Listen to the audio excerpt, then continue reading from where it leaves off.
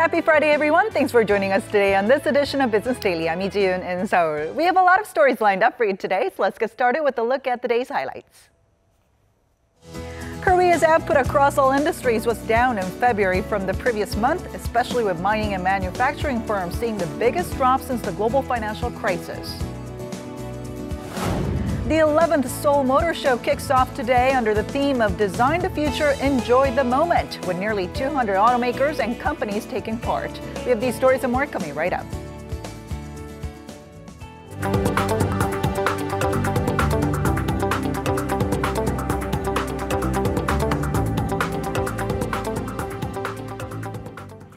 Korea's production across all sectors dropped last month on the back of lower demand for semiconductors and automobiles, which dealt a heavy blow to manufacturing firms. Our Kim Mo-kyun starts us off. After 3 consecutive months of growth, Korea's output across all industries reversed that trend in February compared to the previous month, with industrial output in particular dragging down overall performance.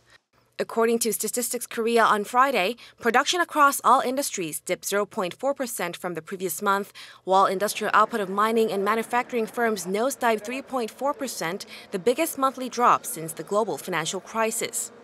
The operating rate of manufacturing companies slowed 3.3 percentage points to just under 71%. Much of the fall was triggered by a decrease in semiconductors and automobile production, with chip output nosediving 11.5%. But the statistics agency says the setback is due to a base effect and will likely be short-lived, with exports and consumer sentiment forecast to improve. Meanwhile, signaling an uptick in consumption, retail sales recovered, rising for the first time in 4 months. Demand for cars, clothing, and cosmetics helped push the figure up by 3.2% from January. Kim Mo-kyun, Business Daily. The U.S. Department of Commerce has decided to impose duties amounting to 11.7% on steel plate imports from Korea's POSCO. The final tariffs, consisting of nearly 7.4% in anti-dumping duties and 4.3% in countervailing duties, are significantly higher than the department's preliminary decision made in November. But as Chinese companies were hit with nearly 320%, the amount levied against the Korean steelmaker is considered moderate. The department opened the case after 3 American steel firms filed a complaint that POSCO and other foreign firms dumped plates in the U.S. market at lower than market prices while receiving illegal government subsidies. A new report suggests that the global semiconductor market is set to extend its supercycle this year. Market researcher IC Insights has raised its growth forecast for this year to 11%, more than twice its original 5% outlook. The revision was based on forecasts for DRAM and NAND flash memory sales, which are set to grow 39% and 25% respectively. The average selling price for DRAM recorded a 49% jump this January from April last year on the back of rising demand from smartphone manufacturers and the server market. Korea's Samsung Electronics and SK Hynix are leading manufacturers for both DRAM and NAND flash memory, representing 47% of the total output. Excluding memory chips, IC Insights says the rest of the market will only grow by 4% this year. Daewoo Shipbuilding's largest shareholder and main creditor, Korea Development Bank, has asked the company's labor union to submit a written no-strike pledge by the end of next week. This comes as KDB looks to secure an agreement from other creditors on a bailout scheme for the cash-strapped shipbuilder, which includes a debt-for-equity swap worth $2.6 billion and a grace period on some of its debt. As part of the deal, creditors and financial authorities have requested Daewoo Shipbuilding cut personnel costs by 25% and slash its workforce by 1,000 to fewer than 9,000 employees. Daewoo Shipbuilding CEO 조성되다 has asked workers to undergo a pay cut of 10% this year, while promising to give 100% of his salary back to the company. Just like the rest of the week, the Korean market didn't move much on the last session of the week. The Kosdaq market continued to outperform the Kospi, though. To give us a wrap-up of this week's stock market action, we're now joined by our markets contributor, Choi Jin-seok. Hello, Jin-seok. Happy Friday. All right, so how are things looking on the last day of trading? The overall picture was relatively mixed on the last session of the week. The Kospi fluctuated throughout the session, closing at 2160.23, down by 0.2% compared to the previous session, while the Kosdaq rose by 0.75% to close at 619.28. The Kospi has been stuck in consolidation for the past 4 sessions, including today, mostly due to a lack of catalysts. The largest and the second largest stocks by market cap, Samsung Electronics and SK Hynix, were sluggish, and this spooked the overall sentiment as well. However, steelmaker POSCO reported robust earnings, lifting not only its own share prices but also the entire steel sector. The Kosdaq market continued to outperform the Kospi, rising for 4 consecutive sessions. Most blue-chip stocks performed strongly, while Anlep, an online security firm founded by An Cheol-soo, one of the heavyweight presidential candidates, broke another 52-week high. Now, how was the overall weekly performance? I mean, the mixed trend that we saw today has pretty much continued throughout this week. Right. On a weekly basis, the Kospi market didn't move much, only down by a slight margin, while the Kosdaq rose by around 1.5%. Institutional investors who unloaded more than 400 billion Korean won worth of stocks on the Kospi market dragged down the entire index. Investors on the market were in the so-called wait-and-see mode just ahead of the Q1 earnings season as well. By sector, foreign investors bought shares of semiconductors, chemical and display companies to lift the share prices. Shipbuilding, auto, and financial companies were sluggish on the Kospi market. Along with the Kosdaq, small-cap stocks outperformed throughout the week, rising by around 1%. Now, most market events from both at home and abroad are now over for the week. But how did those events affect the equity markets? Economic indicators reported from the U.S. positively affected the country's equity market. Major indexes of the U.S. market rose overnight, helped mostly by the final Q4 GDP growth figure. The U.S. economy grew by 2.1%, and it was an upward revision from previous reports. One of the positive things about economic data was that better results helped the financial sector that has been underperforming in the U.S. market rebound. The financial sector is one of the biggest beneficiaries of the Federal Reserve's interest rate hikes that tend to follow rapid economic recovery. Domestically, Samsung's unpacking event to unveil its new flagship smartphone models was a positive catalyst. Experts, both from home and abroad, are saying the products met high expectations. Although the share prices of the company fell slightly today, Samsung Electronics was removed from the list of stocks that foreign investors are selling as of yesterday. Foreigners started buying shares of the company right after the event, while unloading shares of LG Electronics, one of its biggest competitors. Now, let's turn our focus to broader Asian markets. The Chinese equity markets seem to be sluggish throughout the week. Right. The Shanghai Composite Index rose slightly today, but the index had fallen for 4 consecutive sessions before today's session. In particular, the index fell below 3,200 yesterday, and the Chi-Next Price Index, also known as the Kosdaq, similar to Korea's Kosdaq, suffered a bigger loss of 1.8% decline due to concerns over a slowdown in the country's property market. Investors were reluctant to make adjustments in their investment portfolio ahead of the manufacturing data released today as well. However, today's market might shift this negative trend on the Shanghai market. The index rose slightly, but the Manufacturing Purchasing Managers Index I just mentioned recorded the highest in 4 years and 11 months, showing robust expansion in the Chinese economy. Today's data can mitigate concerns in global financial markets about a slowdown in the Chinese economy. Now, stocks in Japan briefly rebounded today as well, and we can't overlook the importance of the Forex market when it comes to the directions of the market in Japan. That's right. The Nikkei 225 index once rose during today's session, helped mostly as the U.S. market rose overnight and the value of the Japanese yen weakened. However, the index fell on a weekly basis due to sharp declines on Monday and on Thursday. Therefore, it might be too early to be overly optimistic. We can't help but connect the Japanese market and the value of the Japanese yen or the FX market as a whole. The Japanese yen has been strengthening since the beginning of the year. The yen against the US dollar has risen by about 5% this year. However, the TOPIX index on the Japanese equity market has been mostly flat, meaning yen appreciation has not been negatively affecting the market much. Experts think that this reflects expectations for better earnings by Japanese companies. Korea Investment and Securities says there have been improvements in fundamentals of Japan's IT and auto companies. Hanwha Investment and Securities also says earnings momentum in Japan might be bigger than that of the U.S. All right, thank you so much for the wrap-up today, and see you next week. My pleasure. U.S. President Donald Trump and Chinese President Xi Jinping will hold their first face-to-face talks next week. The highly anticipated meeting will take place next Thursday and Friday at Trump's Florida retreat. High on the agenda will likely be trade, China's strategic ambitions, and how to deal with North Korea's weapons programs. Trump has criticized Beijing on all of these matters during the campaign trail, and eyes are on how these issues will be addressed.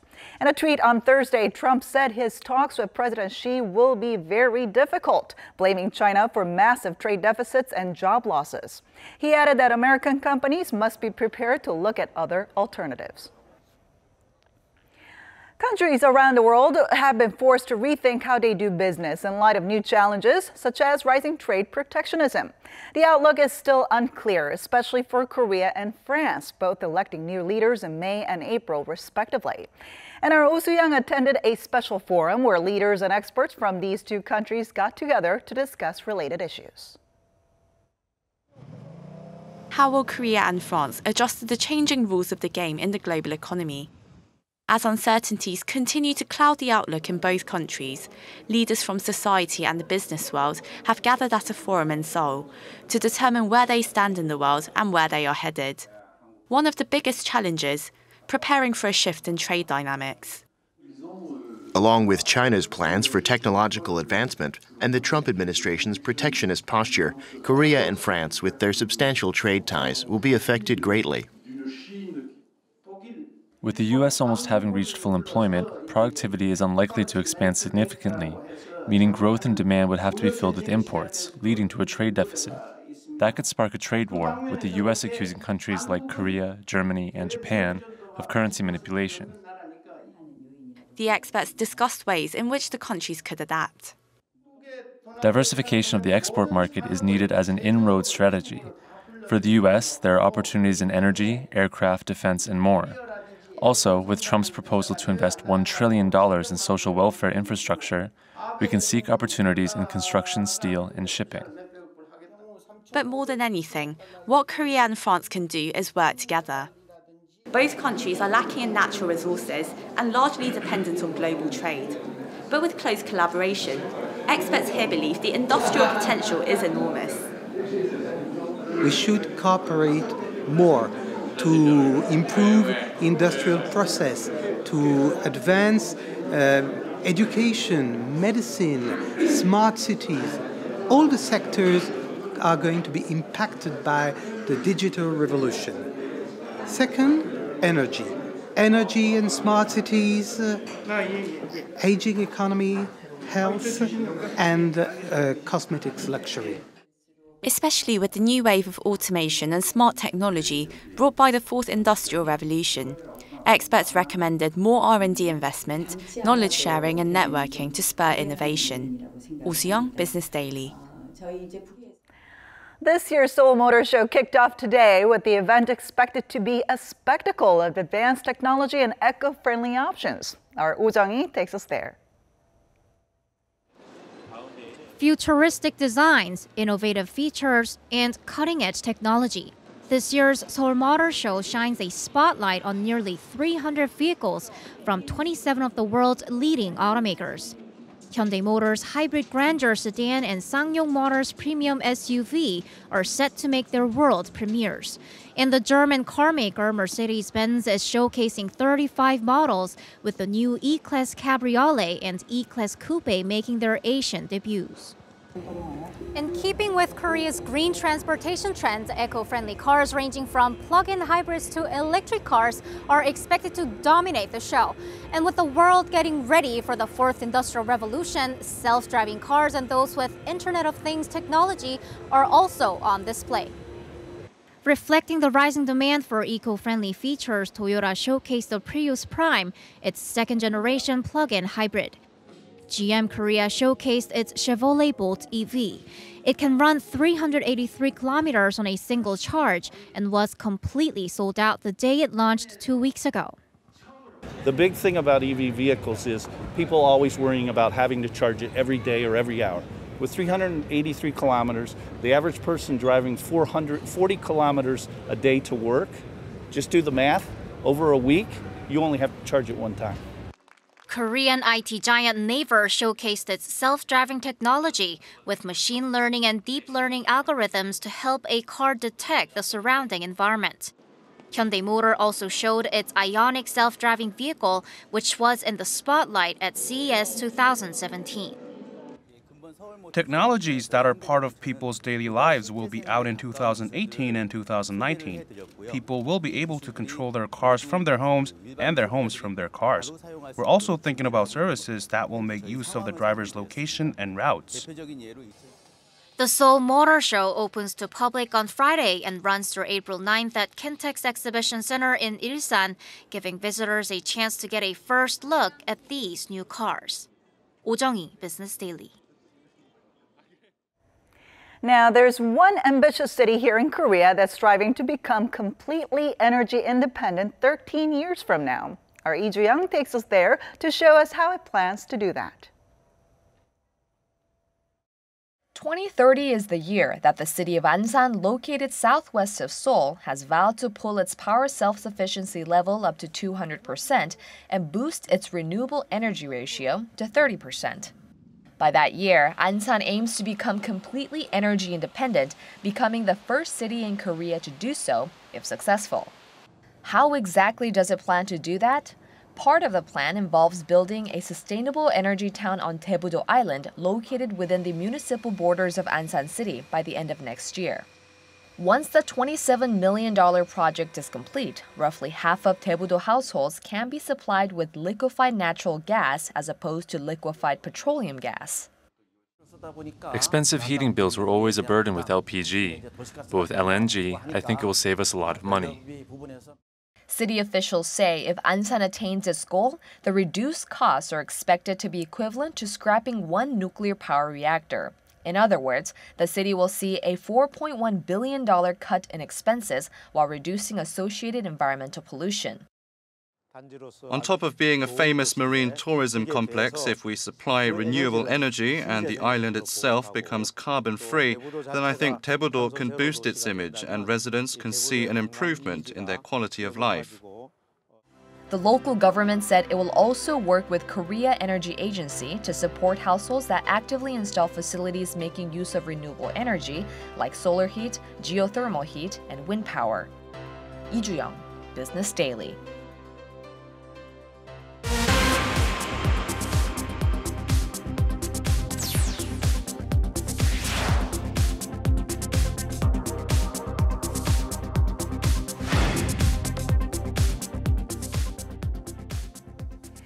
Time now for a look through some important global business stories from the weekend. For that, we're now joined by Eunice Kim in the studio. Hi, Eunice. Hello, Ji-yoon. All right, so this week was all about Brexit. Indeed, and I have here the 6 pages that triggered Article 50, double-sided, with their delivery to the European Commission. Now, in it, British Prime Minister Theresa May, in a conciliatory tone, explains she wants a deep and special partnership with Europe, as it remains very much a part of the regional bloc. Now, achieving that will be the real test of her leadership, a journey that many see as the most challenging since World War II. Take a look. Article 50 is invoked, and there's no turning back. After 44 years as a key member of the European Union, Britain filed its divorce papers and is now on track to leave it. The sterling against the greenback fluctuated on the news, dropping 1.8% at the week's low before clawing its way back up. Analysts say markets had already priced in the Brexit risk early on in the days after the June referendum. Against the year's low, the pound had shed 19.3%. Even as the Scottish Parliament backed its First Minister's call for another referendum to leave the UK in favor of the EU, Westminster said it won't consider that now, as Prime Minister Theresa May urged unity for a stronger, more international Britain. This is an historic moment from which there can be no turning back. Britain is leaving the European Union. We are going to make our own decisions and our own laws. We are going to take control of the things that matter most to us. And we are going to take this opportunity to build a stronger, fairer Britain. A different tone from European Council President Donald Tusk, who made clear this was not a happy day. There is nothing to win in this process, and I'm talking about both sides. In essence, this is about damage control. We already an issue. Thank you and goodbye. It would be a long goodbye. Britain will have 2 years to negotiate a new relationship with the remaining 27 EU nations, a daunting task that's difficult to overstate. The first disagreement is how to proceed. Prime Minister May wants to move divorce proceedings concurrently with talks on a new trade agreement. But that idea so far has been dismissed by European actors, including German Chancellor Angela Merkel and by the European Parliament's chief negotiator, Guy Verhofstadt. He wants to first nail down what happens to EU citizens living in Britain and the Irish border, as well as the bill the UK will need to pay to leave. Some of the highest estimates reach 60 billion euros, financial obligations tied to programs the UK had committed to as a EU member. Money some in London argue they should not pay at all. Now, there are also a lot of questions as to whether they'll be able to pull this off within the 2-year time frame. So any idea on where we go from here? We are indeed entering uncharted waters, aren't we, June? And some say that Article 50 was in fact designed to never be triggered. But here we are with little instruction on what happens next after the negotiations begin. For now, the many actors that make up the EU will hold talks about the talks. The European Council, also known as the EU27, will work out a framework on how to proceed with Brexit talks, a process that could take up the better part of 2 months. Following the first Brexit summit that is scheduled 1 month into the 2-year timeline, the EU27, together with the European Commission and the European Parliament, could hand over a mandate for their lead negotiator, Michel Barnier, by late May. Now, for the negotiations then with the UK to begin in earnest by the month of June. Now, Barnier wants to wrap up talks by October of next year. That's about 16 months in order to give relevant parliaments time to ratify the agreed-upon Brexit deal. Now, at the stroke of midnight on March 30th, 2019, Britain is out of the EU with or without a deal. That is, unless the remaining 27 unanimously agree to extend that deadline.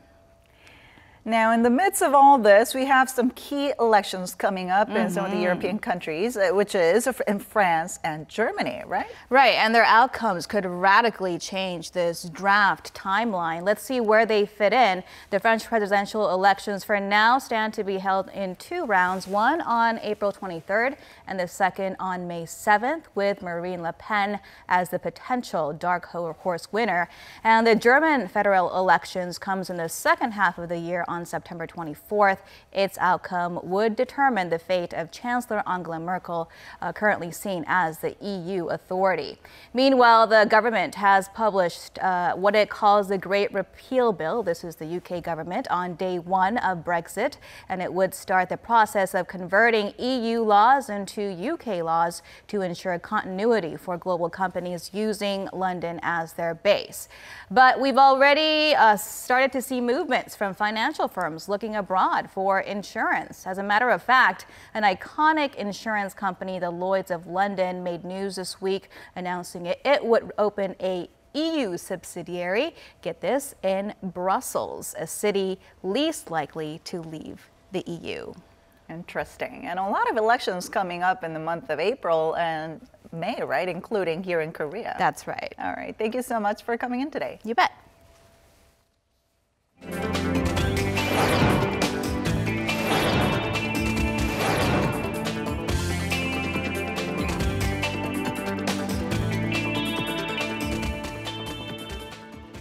And that wraps it up for today and this week, but we'll be back next week with more of the day's top business stories, so don't forget to check back with us then. Thanks for watching and have a great weekend.